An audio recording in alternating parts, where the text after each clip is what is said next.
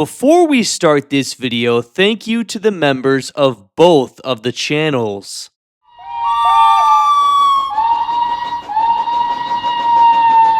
We just got brand new images of the Wave 3 diecast engines, and before you know it, these guys will be available for purchase in some random Malaysia Toys R Us within the next month.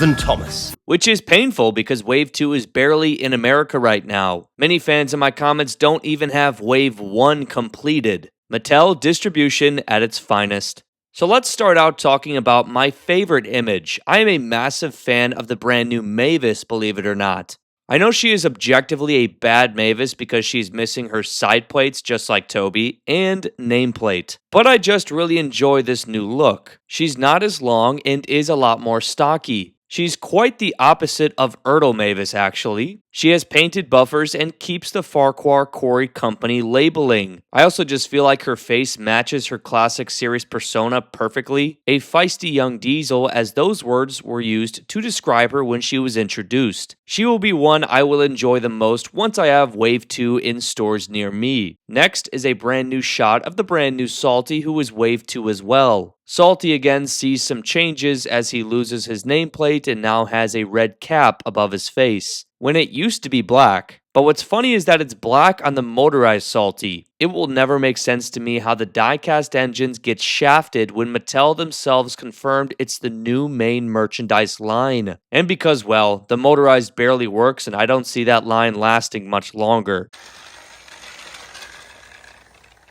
And he's only pulling one piece of rolling stock. Come on. Oh my gosh. Wow. Wow.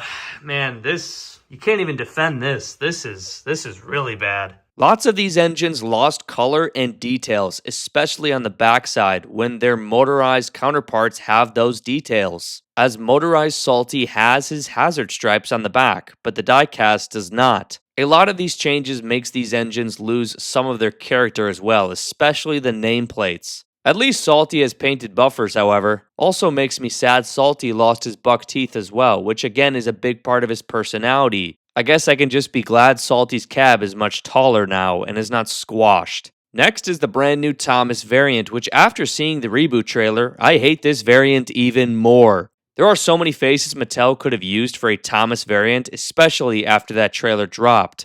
Unexpected surprises. This one would be my favorite, a Thomas struggling up the hill, again with one wagon. It's just so accurate to the motorized line.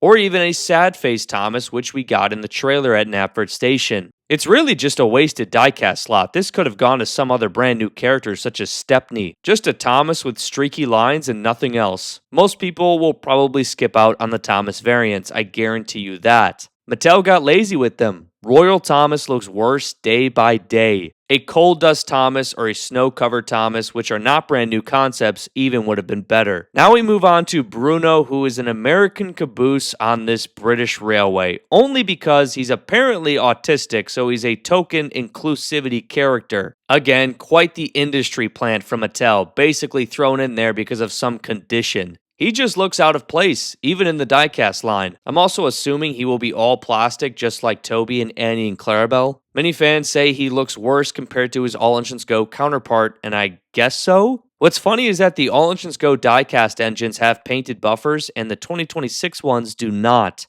Little things that will never make any sense. How was All Engines Go merchandise feeling complete, even though the show was terrible? And All Engines Go merchandise was like all over Amazon and stores when it first launched, which is really sad. Again, it sucks that Bruno is in the new movie, and for a lot of it as well. And it sucks he is sitting at Tidmouth Sheds in the main intro when that shed could be used for an engine like Toby or Edward or Duck. Again, he just looks out of place. I'd rather have the spiteful brake fan from Season 2 be a focus and be a villain in the movie. Next is an image of Nia, which is brand new. Not much to say here. She is the definition of another industry plant for the Thomas brand. Just forced into the franchise because inclusivity. I don't think I will buy her diecast release or her motorized. If I can lower the sales of Nia even by a couple, I will do that. I also suggest to all of you as well, if you want other classic characters instead of these ones, do not support them and do not buy them. We rather have actual Sodor engines or actual classic series characters such as Donald and Douglas or Stepney. There are so many better options for these diecast slots than Bruno and Nia. Next, the images I teased in the thumbnail, the brand new Duck and Bill. Now this is where I have a lot of problems. These images are very misleading. First off, this duck just reminds me of Hornby Duck all the way back in the day. The gray buffer beam and running board is just awful. And again, his face is not good. There's no way to justify this brand new face when this is what Duck is supposed to look like. But what's misleading is on the real box image, it's clear to see the separate pieces and to see what is plastic and what is actually die-cast metal. They're clearly different colors as well, which is really appalling to look at. Duck has one of the worst diecast releases this year, and it's such a shame because he's a legacy character, and I myself love Pannier tank engines, but this is just a major disappointment. Imagine how good he would look if there were not separate pieces of plastic, and if they colored everything as well, such as his front lamp or front buffer beam and running board. Again, wasted potential on a legacy character too. Good news, I guess, is that the TV show render face looks worse than the actual face on the toy. But again, these images are misleading, so maybe Duck will look even worse in the TV show or look better. We just have to wait and see. Next, we have Bill, who again has one of the worst releases.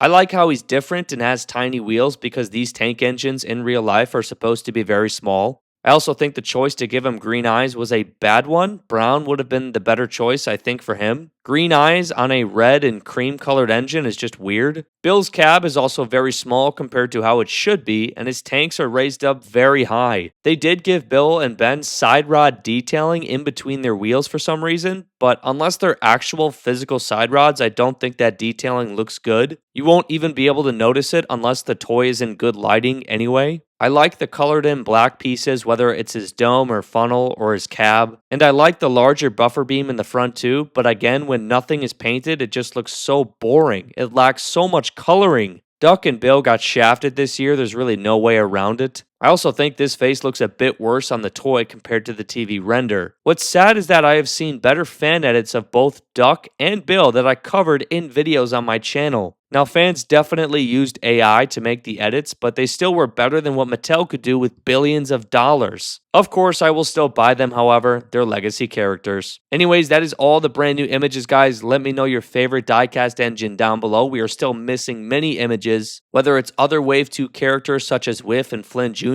or Wave 3 releases such as the Purple Troublesome Tanker. Which will be funny to see because this troublesome tanker, just like Duck, is 50% die-cast metal, like 50% plastic. This tanker really does not look good from this angle, but hey, at least we're getting rolling stock, I guess. Anyways, Wave 2 die-cast reviews coming soon to the channel. Not you, Nia. And not you, Bruno.